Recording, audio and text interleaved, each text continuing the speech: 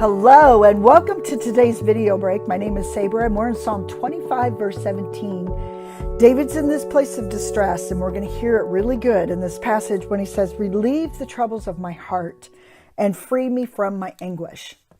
I love it that David didn't say, "Relieve me from my circumstances. Take away the situation." Instead, David said, "Relieve me from the troubles of my heart." What was his trouble of his heart? He felt lonely. If a verse before that, he feels anguish, he feels despair. I'm sure we've all been there. But what happens is when these are internalized, they can cause us great stress. They can cause great strife. But David understood that the matter was the matter of the heart. He knew that that's where his trouble was. It wasn't in Saul. It wasn't in, the situation that he'd been put in. It wasn't even in the people that he was surrounding in. He didn't say, "Relieve me from this person." He said, "Relieve me from my troubles of my heart." He owned it. He understood that this is what,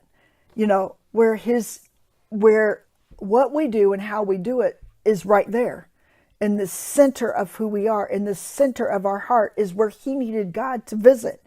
He needed the despair to go away. He needed his loneliness to be relieved. And so he understood that the place to go was to God.